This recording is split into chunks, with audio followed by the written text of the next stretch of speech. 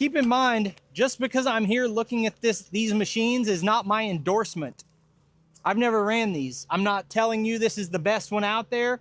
I'm trying to do my research, and I'm trying to come to an understanding of where these fit in the market and if they provide a good value to you. Hey, it's Brock here from Rock Hill Farm, and I've driven across the country to pick up a new piece of equipment. I'm at a Rippa distribution center in Culpeper, Virginia, which is about 1,200 miles from my home in Kansas. So today, we're going to be checking out a bunch of different equipment here at this distribution center. They've got excavators and mini skid steers and full-size skid steers, all kinds of cool stuff.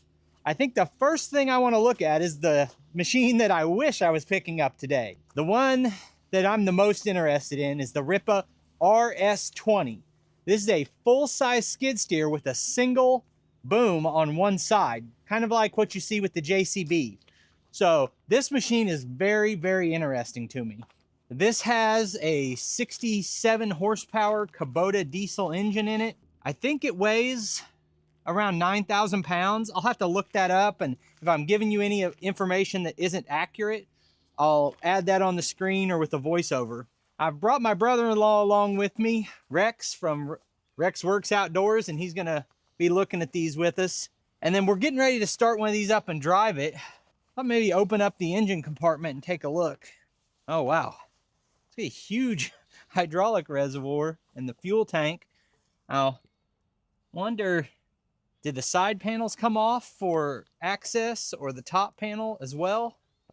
You got the right here, that small panel comes off, it looks like, but those are bolted on. All right, so your Kubota engine is back there. It's you can see the fuel filter and stuff. I would say this is a little bit harder to access. That to do your maintenance, you're going to pull this panel off right here is what it looks like. But actually you can reach to check the oil right here. But if you were actually doing an oil change, you would unbolt the side panels. Now, when I first saw these single boom skid steers from JCB, I thought, man, is that really going to have the strength and not try to twist on you? But not only have those been in use for a long time, but you've got some of the, like the high reach telehandler machines that have a single boom, and you know, it's a working system. And what you get with that is it solves the question of, should your skid steer have a slide up front door or a swing out front door?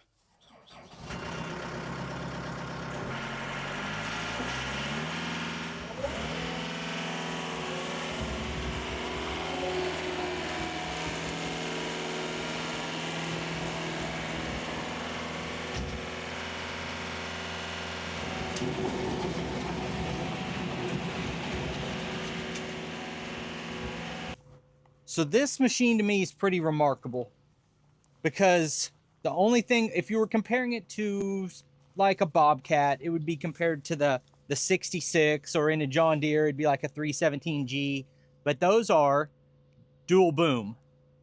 And the only thing with a single boom is the JCB. And any of the machines that I just mentioned are going to be at least $60,000 minimum. And this, I'm seeing it listed between $30,000 and $40,000. And that's a crazy price. The other thing I don't like is that a full-size skid steer that you sit in should have a backup camera, and I don't see one on this. It has an info screen here, which is nice.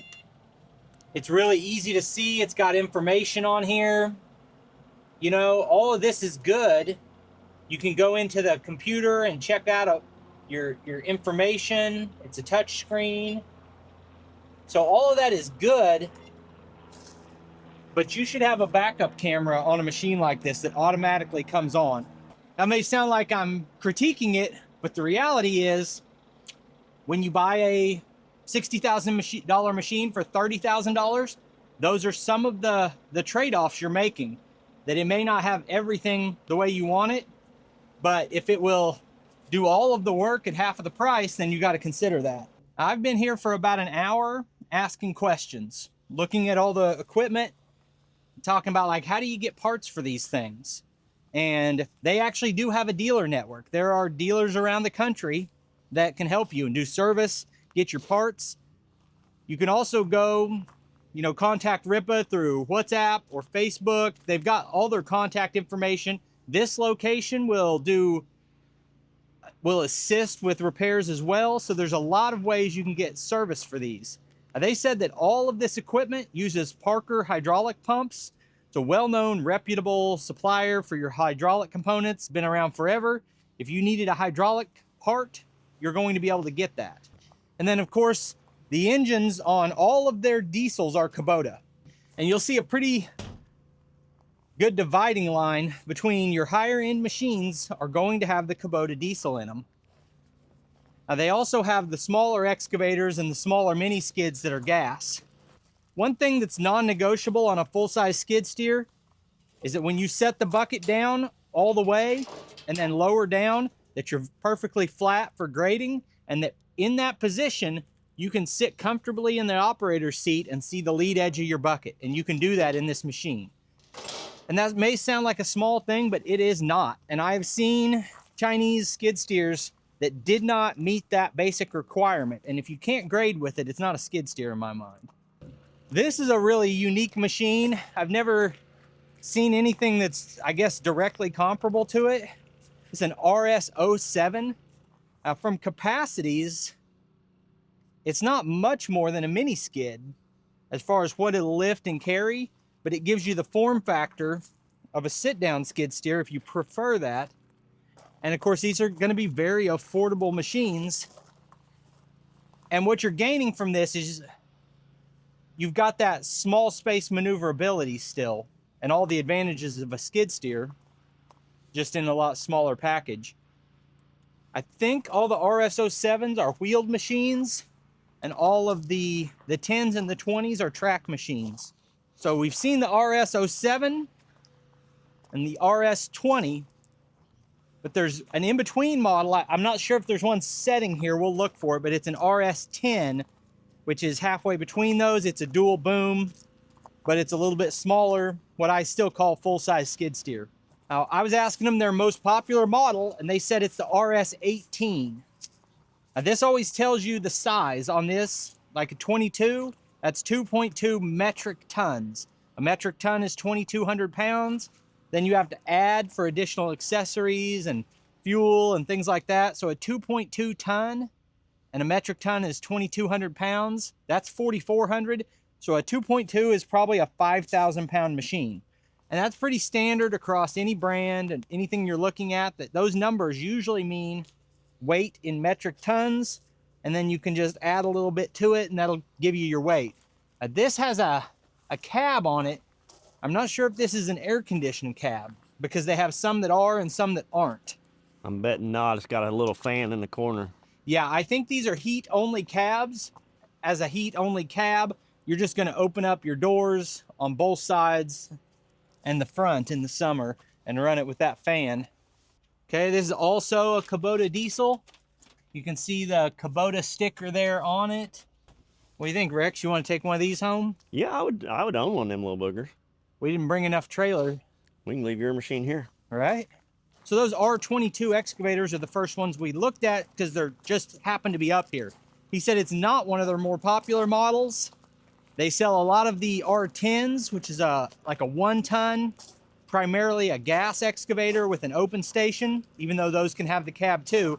But their biggest seller is the R18, 1.8 ton diesel. And they move a ton of those through here. Then they've also got the bigger ones, like a 32 or a 57, like the sizes I'm more interested in. So we're gonna look at some more excavators, but before we do that, I wanna show you the machine that I'm here to pick up. It is the Rippa RS-06. That is a mini skid steer, the same size as the one I've got at home. And for the last 2 years, I've been telling you guys how awesome it is to own a mini skid steer.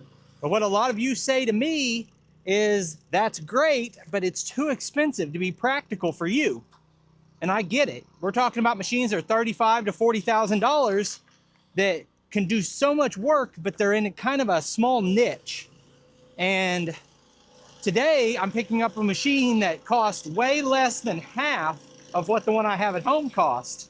And the question is this a good value? And that's one of the things I try to do with this channel, is to look at the equipment market and say, where is the value?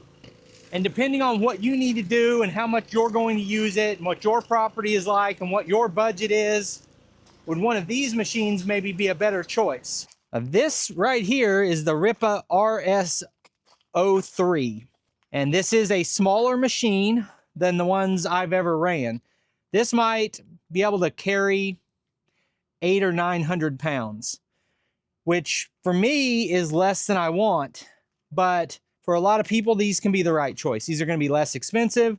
They're going to have a gas engine on them. This is a Briggs & Stratton 13.5 horse. And these are very affordable machines that if you don't own any other piece of equipment, this thing is going to change your life.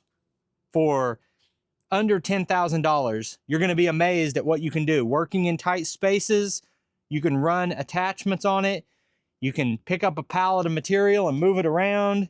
Now for me, on a mini skid, I like to use it to move freight, and I like to be able to move a full basket of firewood, and that weighs around 1,500 pounds.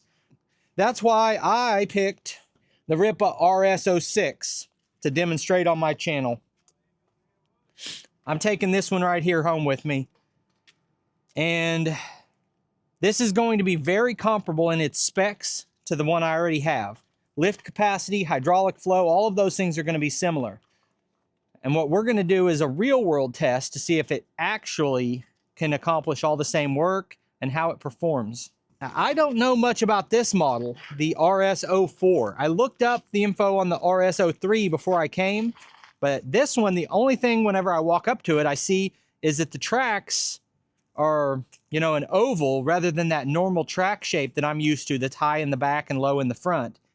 And I don't know that much about it, so I'll ask some questions and try to find out what I can, the difference between this, the RS-03, the 4, and the 6, and maybe I can add that in.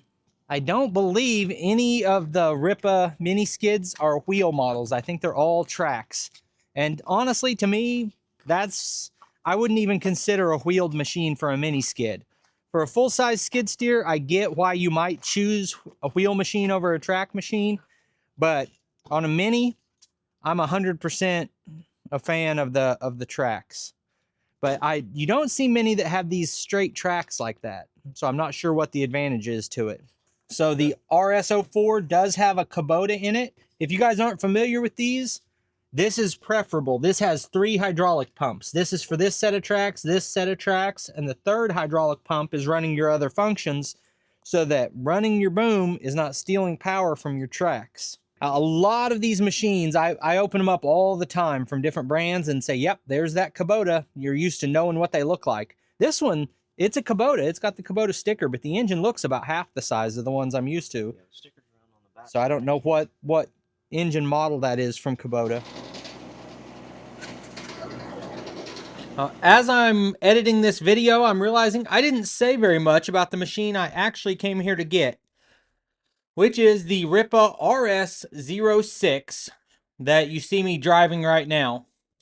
And this is exactly the size of machine I like. It can lift at least 1,500 pounds, which is a full tote of firewood. It's got enough hydraulic flow to run most of your attachments. And I will have dozens of videos about that machine. So if you're interested in it, just check out the other videos. And also my buddy Lucas from Peaks Peak has already done a video on it that you can see on his channel right now. So these are one of the most popular models. It's an R10. Now, just because I personally am more interested in the bigger machines, I don't want to undersell these. This is a game changer for the average property owner, and it's a real consideration if you're buying a tractor, because I know that a majority of my audience are tractor owners. If you're buying a tractor and you're trying to decide, do I get this with a backhoe? The backhoe for them is going to cost between $5,000 and $10,000. And this machine is $10,000 range. sometimes less, sometimes more. I don't have exact pricing on this exact model, but you get the idea that you're only spending a little bit more to get an excavator like this. Now, I've parked an excavator this size and an excavator that is 1.8 ton next to each other with my tractor backhoe in between them, and dug the same size hole with all three. And these machines have a lot of advantages over a tractor backhoe. And if you're trying to make that decision between one of these little excavators and a tractor backhoe, I'd say watch that video. There's a lot you can take from it in terms of, you know, not just which one will dig deeper, which one will dig faster, which one has more power, but the usability of a machine like this to maneuver in and out of spaces and to quickly and easily move your machine while you're working. Now, there are advantages to both, and I go into that in the video.